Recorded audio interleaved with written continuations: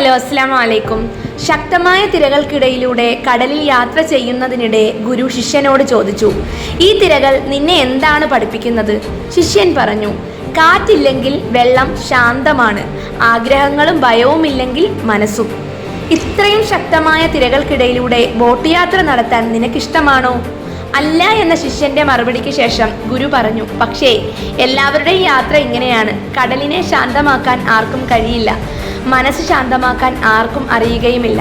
ആത്മസംയമനത്തിൻ്റെ ബാലപാഠം പോലും പഠിക്കാതെ അപരനിയന്ത്രണത്തിൻ്റെ കുറുക്കുവഴികളും സമവാക്യങ്ങളും തേടി നടക്കുന്നതാണ് ചെറിയ പ്രതിസന്ധികളിൽ പോലും ആളുകൾ അടിതെറ്റി വീഴാൻ കാരണം.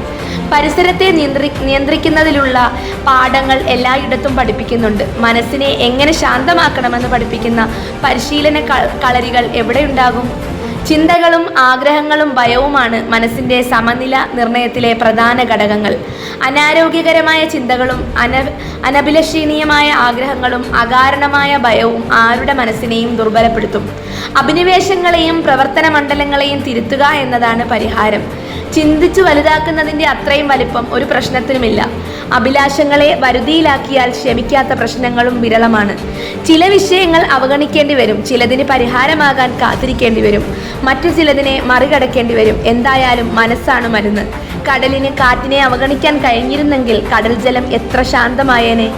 പരിഗണനാർഹം പോലുമല്ലാത്ത കാര്യങ്ങളുടെ പേരിലാണ് പലപ്പോഴും മനസ്സ് അസ്വസ്ഥമാകുന്നത്. സ്വയം നിയന്ത്രിക്കാൻ കഴിയാത്ത ഒന്നിനെക്കുറിച്ച് വ്യാകുലപ്പെടുന്നതിൽ എന്തർത്ഥം? മനസ്സ് ചിലപ്പോൾ ശാന്തമാക്കണം, ചിലപ്പോൾ ബലപ്പെടണം, മറ്റു ചിലപ്പോൾ ആർദ്രമാക്കണം.